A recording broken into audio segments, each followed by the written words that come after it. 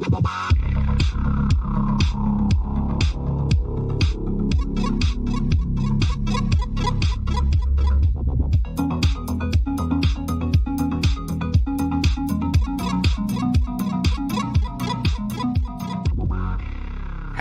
and welcome to the Unlucky Frog Gaming Podcast. You're joined by one of your usual hosts here, myself, Josh Hartley. Mr. Mannering himself is waylaid at a works retirement due, so thoughts and prayers with him. However, in his stead, I have the fine gentleman who organised Tabletop Scotland. So, dear listener, I'll let you decide whether I've traded up there. I have. We've got Dave, first of all. Say hi, Dave. Hi, Dave. There we go. That classic joke. Excellent. We've got Duncan. Hi, Dave. John. Hi, Dave. And Simon. I'm not going to disappoint you. Hi, Dave. Yay, combo breaker. Yep. Hey. How I are have we? to say that introduction was almost professional. Well, what can I say? I am almost professional. It's taken almost however many years of listening to Unlucky Frog podcast for you to get that right. Yeah. It almost feels like a Patreon money's not wasted. I feel like I get the intro right more or less most of the time without it getting sidetracked almost immediately. Here's the thing. I was about to say, Tom's not here, so no one's going to be mean to me on this episode. But then I remember John is here. So... You're kind of stuck with that. I mean, yeah. John's here. You're going to get some sort of abuse. So I resent that. Do you? In fairness, he did walk out of Tabletop Scotland 2018 crying because of the constant abuse you gave him at the panel. So I was only crying because it was so funny. It was tears of laughter. Well, you mean Josh was crying now? Well, it's not my fault. I mean, that's what happens when you wear a polyester suit. That's what happens when you wear a polyester suit and you keep electrocuting yourself. Excuse me. How dare you? That was a fine garment I was wearing. Garment, yes. Technically, it was a garment. We all know what's the best kind of correct is technically correct. Anyway, before we end up rambling for a full hour, we have things to discuss. So we'll just kick things off with, obviously, we've got you guys here to talk about Tabletop Scotland happening on the 27th and 28th of August 2022. That is bank holiday weekend in August for us English folk. And technically Scottish folk as well, although most people still seem to have the early August Monday off. And that is up in the Dewars Centre in Perth, just where it was back in today, which feels, oh God, it was 2019 was the last one, just thanks to COVID. So, excited to be getting back to it. Dave, do you want to tell us a little bit more about the convention itself? So it's primarily a board game, card game, and role-playing game convention, although this year we will have some wargaming at it. And it takes over the entire building, so it's kind of like we have 3,500 square meters worth of space that we fill with gaming and gaming adjacent activity. Lots and lots of exhibitors, which I'm sure we'll touch on, including some of our sponsors, and open play for board gaming and for wargaming. And we'll have our usual large number of role-playing games upstairs, except this time for D&D, rather than having one epic, we're having two, which will be interesting. Epic. I was thinking about this earlier as to how do we classify year 3, and it was like, so year 2 was like the second album where you don't really make many changes, you just try and do more of the same. Year 3 we are experimenting with a couple of different things. But that's this is your in utero, basically. Well, it depends on which bands you might classify that as. I'll let Simon abuse you appropriately. Yeah. One for the old 90s, was that generation, millennials, isn't it? That is. Yeah. Is it? That's Gen X, isn't it? No, it's not Gen X. Okay, I don't know. I mean, it could have been worse. I'm going to say actually, my best third album of the '90s was Dookie by Green Day, but that's Dookie's great. yeah. I That's my love favourite Green Day. third album in the '90s. The point I was going to make about unlike Nirvana, you are going to release more conventions. So that's certainly the hope and prayer, right?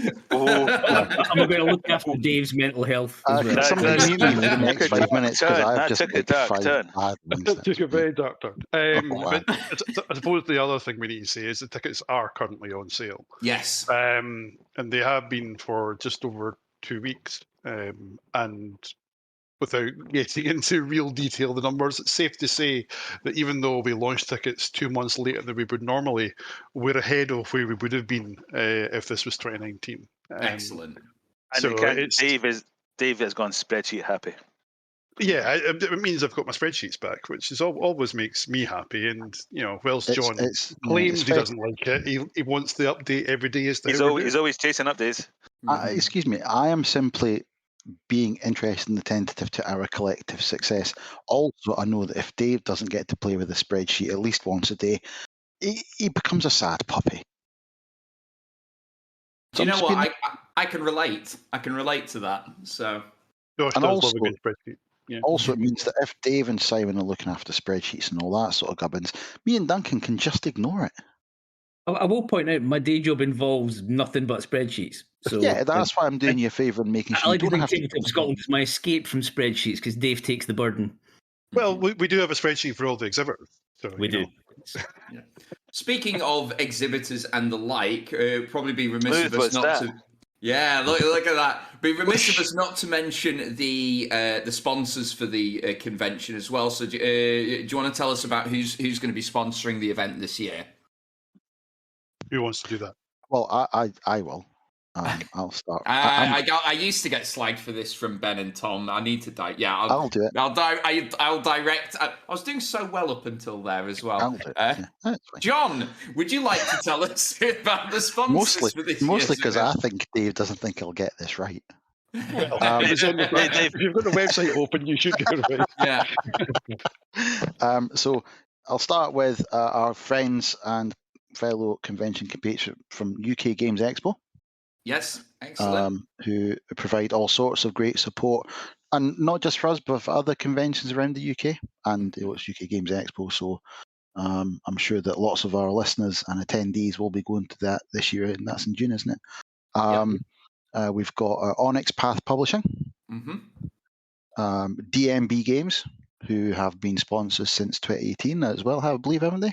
Yes, I mind seeing their stall the first year. Fantastic stuff. They do some fantastic work.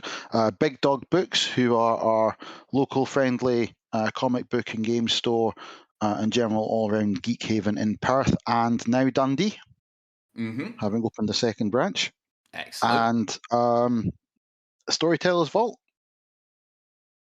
I'm sure Dave will tell you more about them. Yeah, so Storyteller's Vault It was part of the agreement with Onyx Path as well, was that Storyteller's Vault is one of the self-publishing community content paths that you can take within Drive-Thru RPG. So if you were to write anything for, whether it's for Old World of Darkness stuff or the Story Path system, which powers most of Onyx Path's RPGs, you can publish it through the Storyteller's Vault. And returning again, Handiwork Games. Yes. Who have literally just issued me my A-State PDF, which is very kind of them. Oh, not opened yet, but yes. That was is that the Kickstarter or is that just? Yeah, it was Kickstarter. So they've just finished editing the. They're also a Scottish-based publisher, I believe. They are. And this will impress Dave. Links to all of these are available through tabletopscotland.co.uk. Oh, there we are. Well done. Listen to that. Great. Well done. First time ever. A competence coming at you. That John ticked this competency box for the whole year. Yeah. You're all now. Sorry. But yeah. So as amongst some of those sponsors who will be exhibiting as well, there'll be a whole. Is it a hall or a hall and a half now, or of exhibitors? Can you guys tell us who else will be displaying their wares at the convention? Duncan, perhaps. I'll take that one. Yeah. So I would say probably about half of the overall space downstairs we have is going to be exhibitors. So similar to what we had in 2019, the sort of the middle bit between the two halls that we have is going to have all the exhibitor area in it there. So we've got some returning exhibitors from 2018, 2019. We've got some first timers. We've got some people who missed one show but are back this year as well. So we have a number who've sort of confirmed. So All Rolled Up is the first one to call out. So you'll probably have seen them at a number of shows. They do the dice trays, token trays. Yeah. They're now also distributing Cubicle 7 products as well in the UK as well. So yes, they are. I believe that we're going to have quite a section of the Warhammer Fantasy Roleplay 4th edition and Soulbound and so on. They'll have that available. Oh, yeah, All Rolled Up. If they listen to this, bring lots of stuff to sell to John. John will buy all your stuff. You've got a direct link to my wallet. Anyone else? Yeah, John will buy all your stuff. Honestly, absolutely. I mean, even stuff I've already got. Just it's like I'm sitting here. There is every single in print Soulbound book is on a pile on the table in front of me while I've been writing stuff for our Soulbound game. And in fairness, I'm the same for the Warhammer Fantasy Roleplay 4th edition stuff. I've got every book in a cupboard just in front of me as well. So between us, we're doing our bit. We're doing our bit, fair to say. In terms of kind of retailers, so again, like before, we wanted to have like a mix of the kind of the retail community, the local game stores from Scotland. So we have the likes of Common Ground are back again. We've got Settlers from Hamilton, obviously Big Dog Books that John's already mentioned, who are on board as a sponsor this time as well. West End Games, Murphy's Vault. So we've got all these guys coming back as well. But we have a new retailer also joining us from slightly further afield. So Dice and Destiny from Canterbury will be joining us this time. Why Canterbury? Well, you may remember in the very first Tabletop Scotland, we had a bit of an incident with access to a games library, and our friends at Uncon down Kent actually bailed us out by bringing up the library for that first convention that we did. Darius from Uncon now works at Dice and Destiny, and he is coming up basically to work the stand and have a retail presence. So that would be. Darius, of course, owning the one of the most unique Tabletop Scotland T-shirts out there. Yeah, they've got the Hall of Fame Tabletop Scotland T-shirts with is it gold print on the back, or did you just go for white and cheap out in the end? Yeah, I believe it's the only one of its kind. Yeah, no one else would cheaped out, but so they because they saved us in year one, we've got the Hall of Fame T-shirts that they will forever have. I believe actually the Hall of Fame went to kind of Ben and Charlotte and family for the second Tabletop Scotland. Did we not get like Nathaniel a little Hall of Fame? Grow, yes, we don't talk about them on this podcast because they're splitters. No, we do. Excuse me. The people's front of Unlucky Frog Gaming. And in terms of the other exhibitors, we've got like a good mix of publishers and makers. So we like the Tabletop Crafter are coming back as well. We've got likes of DigiSprite, from a kind of publisher point of view. So Mark McKinnon of Dream Big Games, he's obviously got his new game Warrens of Wolvengrad to kind of try out, which you probably had a shot of, for one, Josh, haven't you? I have not yet, so unless I get an opportunity beforehand, I'll definitely be popping down to his stall to give it a crack. So because you didn't use his correct title though, I believe it was Mark of Wreck and Ruin fame. Of Wreck and Ruin, that's correct. That's correct. Foolish of me, foolish. I shall chastise myself after the recording. Which, on a mind, surely it should be of Wreck and Ruin infamy as opposed to fame. I personally looking forward to Wenger's decks because I quite want to get my hands on some of their decks and packs, the encounter pack decks. They look pretty tasty. Yeah, Scott packs. Scott does random encounter decks, but they can be used for kind of scenario building and story building as well. But he's also recently diversified into creating map packs as well. So that's good. Excellent. I mean, I'm going to be buying so much stuff. I don't know if you've heard the episode yet, but I'm going to be dabbling in GMing for Dungeons and Dragons. Pray for my poor players for that. But as a consequence, I have been looking on the internet and just going, "Oh, that would be that thing will be awesome if I could get that, or that little thing as well." So I'll. Where was our invite? Yeah, where was ours? The reason he hasn't invited us because you know the chaos we would cause. Do you know what? If you are willing to make the round trip down to Carlisle, you are more than welcome. No. To honest to goodness, if you run a one shot and it's on a day I can drive down and I can bundle Simon and Duncan and Dave into a car, I will make that happen just so that I can ruin your afternoon one day. Oh, no, don't be like that. That was sounding like a very pleasant day up until you said that. Yeah, but we all know the truth. Those of us who were being bundled into the back of a car, I should say. Don't forget, it won't be intentionally ruining. You already know how we play, so you know how bad it's I mean, it can't. People let me DM for them, so I mean, if they let me do it, you're probably more than competent, better than I am. That's for sure. A recommendation: make up character names before you introduce them. Oh yes, that's a good tip. Good tip. The tip I've had is just have a list of names. Just have a list of names to hand. I have a list of names, and I pick them up as I use them, and I always take a wee note beside them when I've used them to go, where was that again, just in case it comes up. Yes, yeah. Good stuff. While we're talking about shopping, we should probably talk about the merchandise that's available on the website as well. Simon, I'm yet to pick on you yet, so do you want to tell us about where people can go to buy some Tabletop Scotland merchandise? Well, funnily enough, tabletopscotland.co.uk, there is a merchandise section, and currently we have a 20% off sale up until, what's the date that it closes, Dave? 19th. The 19th. So when people listen to this as it's released, there will still be a few days left where they can buy stuff.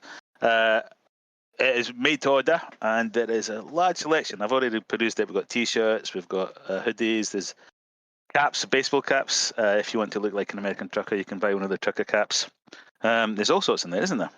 Mugs. Baby grow. I've seen the baby grow bags. Yep. I think I'm a tad big for a baby grow. And it's all black. Yes. Yep. Excellent. Perfect for my wardrobe. It's probably worth saying as well, our logo on the merchandise for this year as well is the Tabletop Scotland logo with 2021 with a line through it, 2020 with a line through it, 2021 with a line through it, and 2022 underneath that. So, yeah. On our main page, there is a buy merchandise link. If anyone was at Aircon, they would have had the opportunity to see myself, Duncan, and Simon walking around in our yellow Tabletop Scotland t-shirts with our names plastered on the back. And I know that I got at least 2, possibly 3 people, it might be in the same person twice, I was drinking, comment on how much they liked it, the scored out thingy, which was quite cool. Yeah. Nice. So obviously, when you get to the convention, there's not just going to be shopping. There's going to be open gaming space as well. We've got the return of the games library, haven't we, as well? Yep. The main difference, if you were at Tabletop Scotland 2019 to 2022, is it will not be at the back of the hall. Mm-hmm. It will be at the front of the hall. And the main reason for that is so that Dave doesn't have to walk from one corner of one hall to another corner of another hall to fix Wi-Fi issues. There we go. Selfish, Dave. Selfish. It's a lesson hard learned, though. It was a lesson hard learned. Yeah. I mean, it's bad for his step count, good for his mental health. Well, it's probably good from a step count, if you're really honest. But at the same time, it just makes more sense to have So where they bring in Bio was in 2019, the games library is going to be next door to that. Excellent. And of course, we've got events happening as well.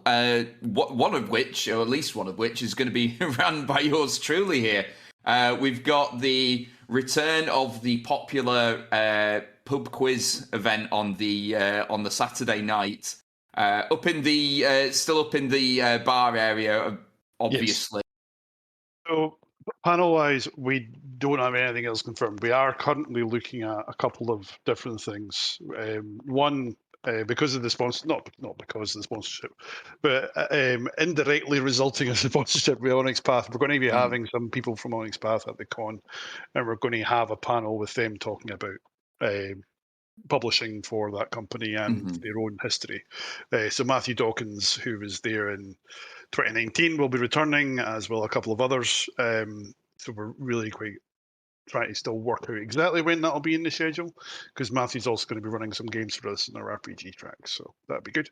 We're also looking at a couple of other options, including a panel on the diverse nature of the hobby, and a panel on self-publishing your own RPGs. But again, we're kind of working our way through that. If anyone's listening who has done self-publishing of their RPGs or is themselves identifies as a diverse member of our community, then please reach out to us either through info@tabletopscotland.co.uk or through our social media. Also worth. Oh, sorry, Dave. I was about to say the Perth Autism Support will be holding a panel. Yes, yeah. So we're our charity for 2019, 2022 is Perth Autism Support. For those who don't know, a lot of board games, card games, and role-playing games have, and indeed war games have aspects which are very helpful for those who have autism.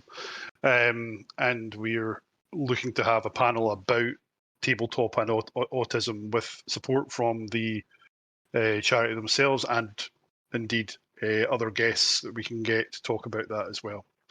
We're also going to be having a film.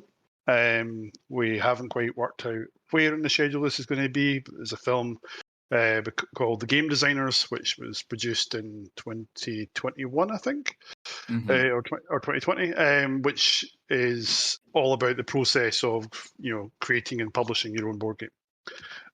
So those are the things. Sorry, you go, John. Was in my attempt to see if we could convince the makers of Avatar to have the world premiere of the sequel to Avatar has so far gone unsuccessful. You mean that they haven't been returning your calls? They have, but unfortunately their lawyers also returned my letters.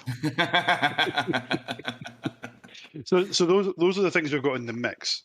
Other than the pub quiz, nothing is scheduled yet. In the sense of we know exactly when it's happening. The pub quiz is obviously on Saturday night. Yes, obviously. Other events beyond that? Who wants to talk about our large floor games? Well, we've got so I think first off the return of the Starship simulators to be kind of talked about as well, isn't it? So, yes. So that was very, very popular in 2019. So Nigel and Sarah Kennington, with the support of Edinburgh College, obviously ran on our behalf a Starship simulator. In the boardroom at the Dewars Centre in 2019, I think we had, was it 4 sessions per day, 5 sessions per day? Something like that, time. But they were absolutely maxed out every single session, and it's likely to be the same again. The room in the building may be different this time to allow for some additional air conditioning, but that's going to be happening again. So very much looking forward to that. In terms of kind of large games, you might remember in 2019 we had a giant version of the game Walk the Plank, where we actually had people as the pirates running along the plank and pulling bits of the plank off to fall in the Kraken's mouth and all this sort of stuff. And it was brilliant. I remember John saying, if we did that and nothing else, it would have been worth it.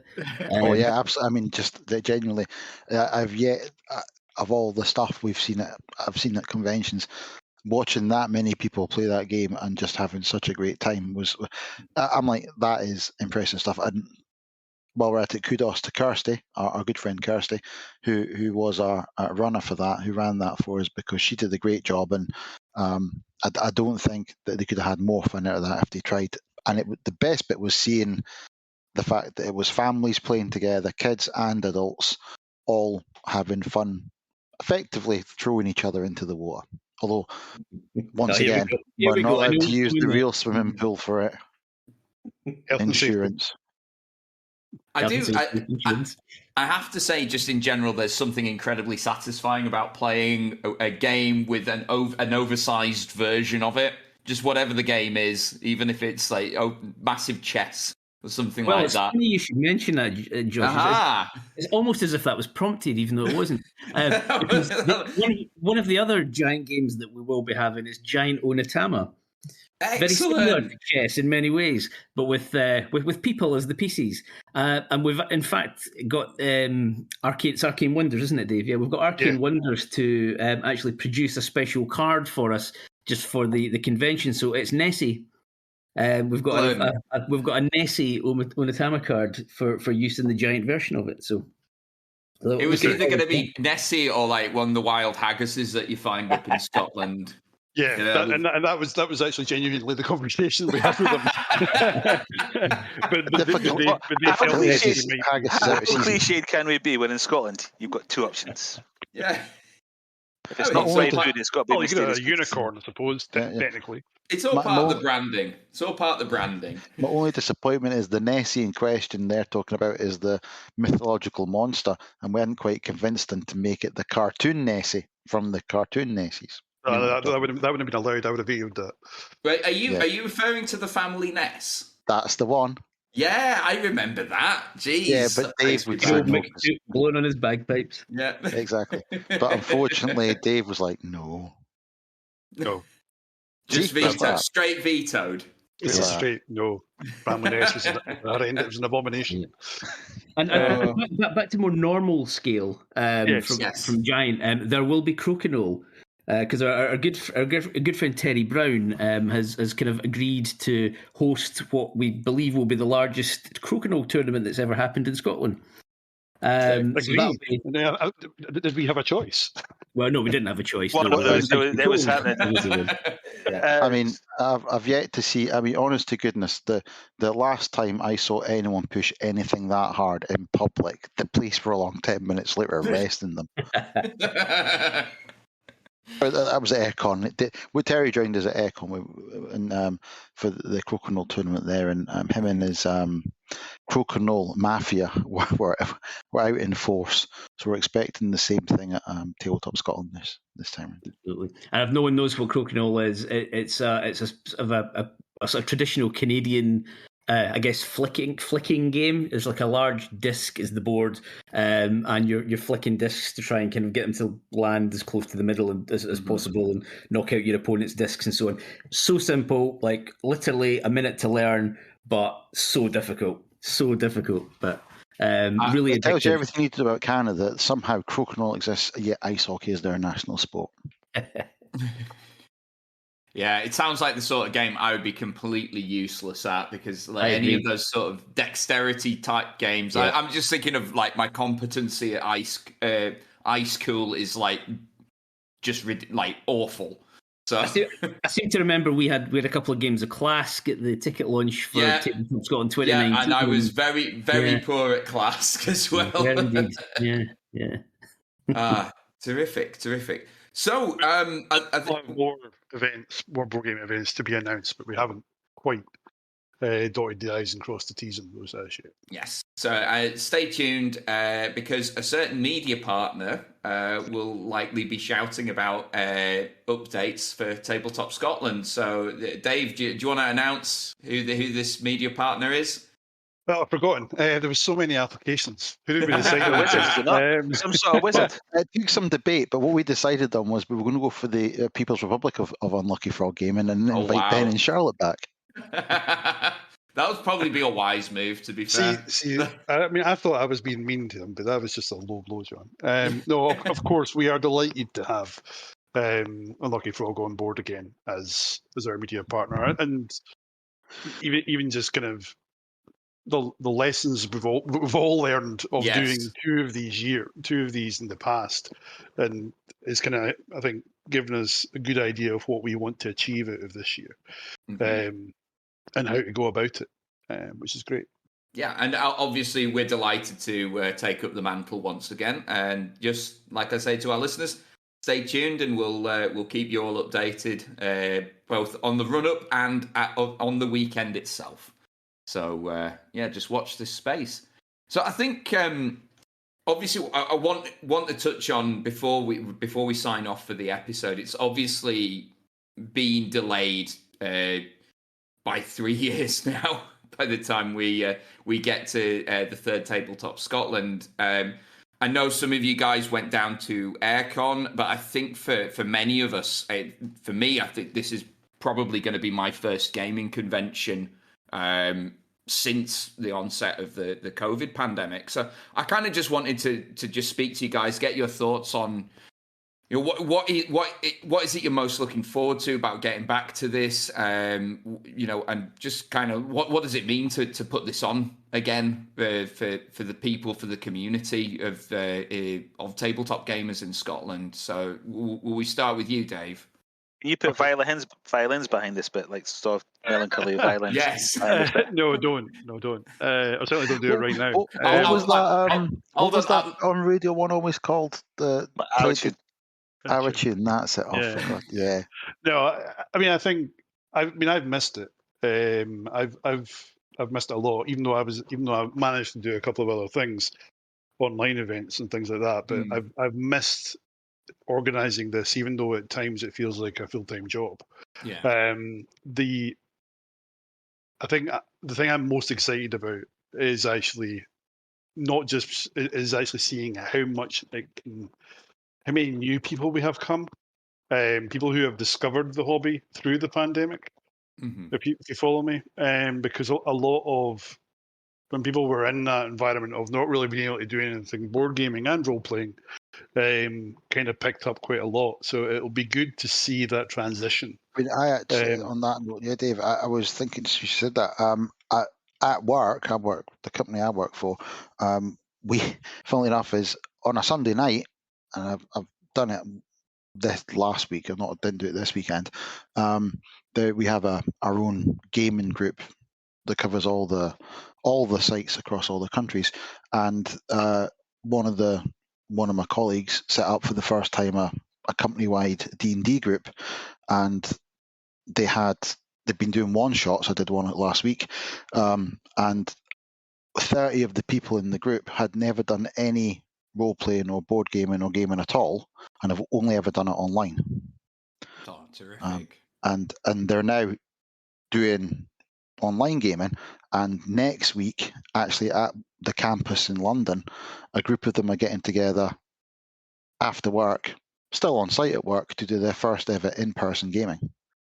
And yes, I have sent them all the link for Tabletop Scotland. Good.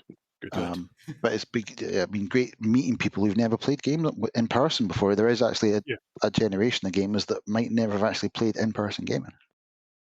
Yeah, I mean the stat that I tend to remind myself of about this is before the pandemic, I manage a Facebook group called Dungeons and Dragons Scotland, right? Mm-hmm. It's exactly what it says it is. It's about playing D&D in Scotland, and it had 180 people in it before the pandemic.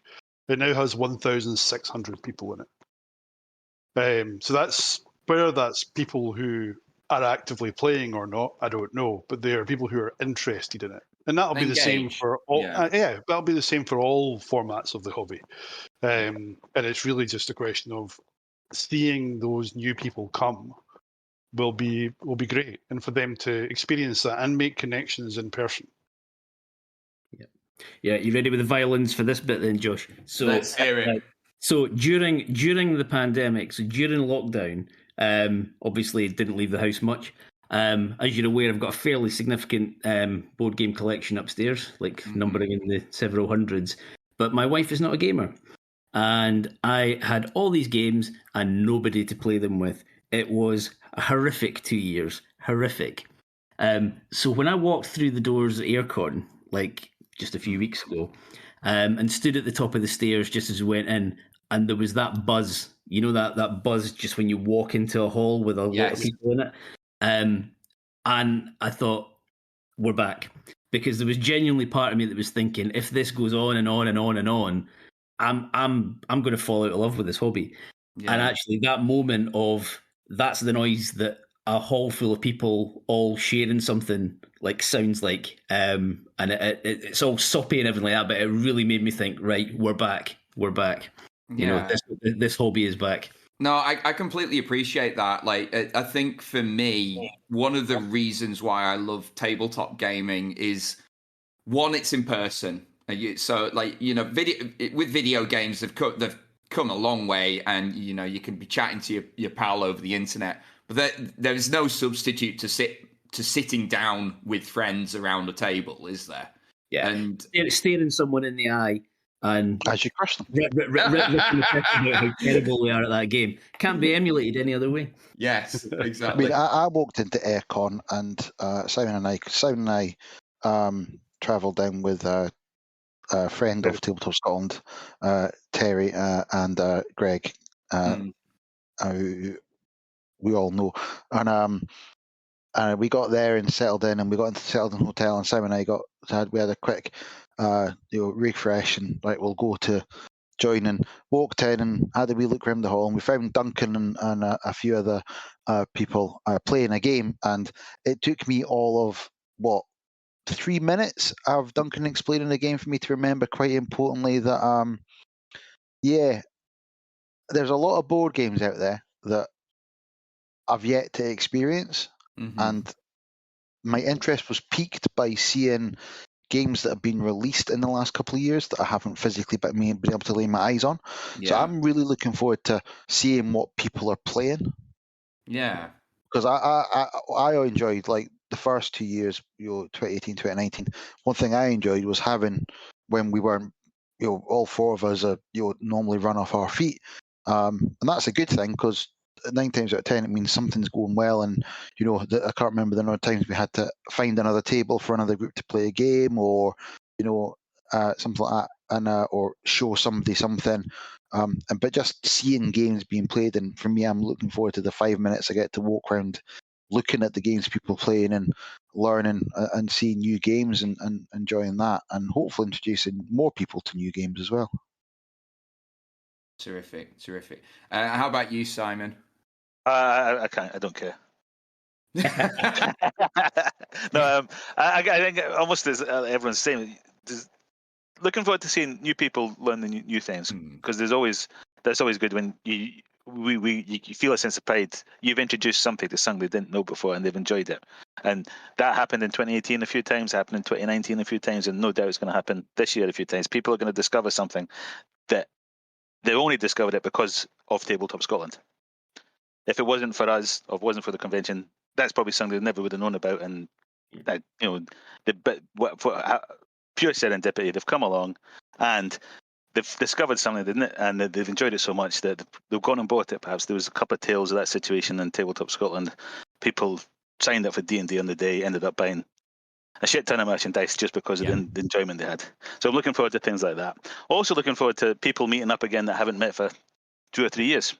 Yeah, gosh, because I haven't seen you guys face to face since 2019, 2019 maybe. Yeah. Well, be certainly towards the end of 2019, or maybe even the early 2020, before we had to cancel. Yes. So I mean, there's going to be people who are getting together for the first time in three years. Yeah, but even for the four of us, I think if it's where you're going to go with that, John, isn't it? Because we haven't physically got together. Yeah, that's what's going to go. I mean, the closest we've managed in the last 2 years to actually have the four of us together in one space was me, Simon, and Duncan making it to Econ. Unfortunately, you couldn't make it, Dave. But that was a near miss, as it were, in that sense. It's probably a good thing all four of us didn't up there together, because the chances are we'd have probably spent half the time at a table together talking about this and planning this. Duncan wouldn't have let me. Duncan wouldn't have let me. Honest to goodness, if you turned up Terry wouldn't have let either of us. We'd have been playing. Terry certainly wouldn't have let us know. Yeah, we would have spent the whole time playing card games against each other, trying to beat each other. Yeah, exactly. So by seasons the whole weekend, that would have done. That would have been my idea of heaven. That would be. And I mean, it's just the concept of seeing people and meeting friends and actually getting to spend time with them. But I also excited to get back to the Dewars and meet the great people there, because the people there are great. The actual people that work there are fantastic. Yeah. I couldn't ask for more from a venue. And meeting face to face people that we speak to, particularly sponsors as well. Some of our sponsors like D&B and Big Book that we mentioned earlier, Big Dog. they've been there every year. There's people that Darius from who's coming up. He's been a great supporter. So actually seeing the people that have supported us, so we can say thank you in person. That's going to be quite good, I think. Yeah. Also, one of the things I am looking forward to is the joy on John's face and the dismay on Dave's face when people roll up with models to play Warhammer. Yes. It's taken a long time, and about probably 5 or 6 years in nagging, but John has worn Dave down. Just enough to even just a chink in the armour. So we've managed to get wargaming at the convention at the current rate of progress. Before one or both of us is dead, I might get Dave to play a wargame, and no BattleTech does not count, Dave. No, it doesn't, because BattleTech's a board game. Yeah. Exactly. John, shall I bring up one of my 40k armies? You should. Yes. Bear in mind, there are other things you are supposed to be doing when you're there. That's true. If you want me to remind you of the list, I can do that. Well, you can remind all you want, Dave. You can spreadsheet the list out, but I will find time to make Josh fear the might of the ceremony. It's now in the event schedule. It's an exhibition match. Tabletop Scotland versus Unlucky Frog. There we go. There's one word that I would use to describe it. It'll be a bloody exhibition. That's for sure. We're on. Yeah. Just remember that to make life easier, mine's the Yellow Army. Yes. And even just extending on the kind of wargaming bit, the Hobbycraft area that we had in 2019, which was hugely popular, is back. And we've changed that. Speaking to Nicol and Dave about it, they're actually offering painting classes at it. So you can book, and as ever, all of our events are free. You can book a slot with them for them to take you through basic painting. They'll have primed all the miniatures and all that beforehand, and it's really just a question of them having some dedicated space. So, can I sign up John for one of those slots? You absolutely can. Yeah, whether he'll turn up. He is awful at painting. You can, and John will sign the model up for somewhere unpleasant. But no, it's one thing that I've realised that we actually hadn't mentioned, that Dave and Nicol are back with that, which is great, because when they came in 2019, I think the four of us really didn't know what it was going to be. Yeah, it was amazing. They're historical wargamers, and the two of them. So it was kind of like, right, how's this going to work? But it was hugely popular, and they had a great time.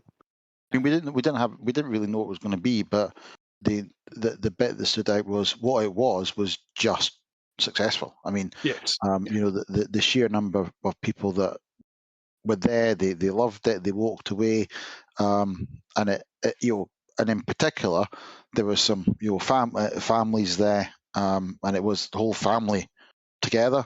That was good to see, and that harks back to saying about people learning new things. Still can't get over the sight of that family that walked in off the street. Was it the Sunday in 2019? It was the Sunday. Yeah, brilliant. Family. It's a quick story. We were Sunday afternoon. A local family from Perth had seen what was happening at the centre. Came in. I've forgotten who they spoke to. Was it you they spoke to, Dave, or Duncan? I can't remember. It was you. It was you. Was it me? Yeah, you spoke them in. Honestly, I can't.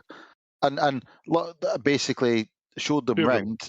And so showed them round, and as they were leaving, having been round, I did notice that the of the family of, I think it was 4 or 5, they walked out, and they'd walked in having never done any gaming at all, and walked out with 2 carrier bags full of every single a complete starter set for D&D, at least 2 other D&D books, a dice bag, dice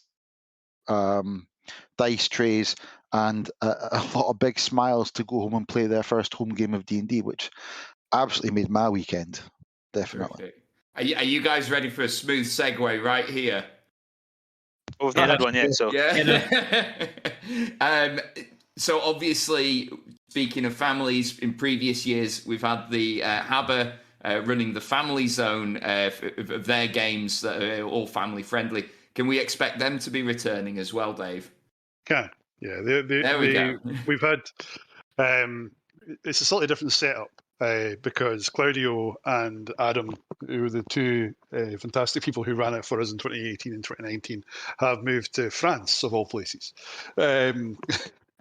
And so we've been speaking to Haba pretty much since the tail end of last year to work out a way to offer this. And they've got a new setup in the UK as to how they manage events and how they attend events. So the Haba Zone is being, or the Family Zone sponsored by Haba, is being done by Haba themselves, but also by the Juniper Green Games Club in Edinburgh. So Eric DeCrew and Colin Harvey and others are going to be there helping staff that area for Haba over the weekend, which is great because as a club they're very family orientated, so it's a really good match. But no, having Haba there is very much part of our identity. Easy to spot. Yellow chairs. Look at the yellow. Yellow chairs, yellow mats. And even if you were there in 2018 and 2019, what we've done is we've moved Haba back to where they were in 2018 because we feel the space in the Bowling Green Hall is a better space for them than where we had them in 2019. Okay, yeah. Just to kind of give them a bit more high visibility, not just because of the yellow chairs. Gosh, that was very smooth. A member of Barry White's Love Incorporated Orchestra got his wings because of that. Yeah, that's how smooth that link was. That's my one this episode. There we go. So I guess that's all we've got time for. So we'll just wrap things up. But before we do, make sure that you go check out the website tabletopscotland.co.uk.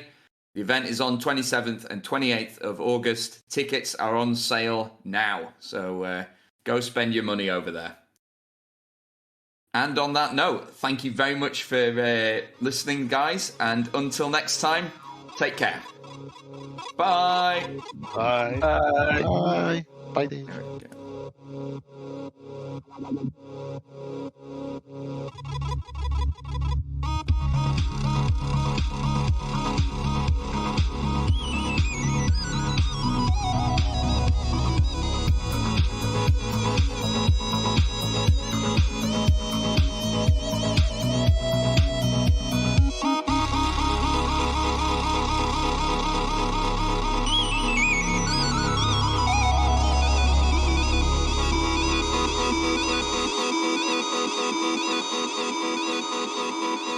go.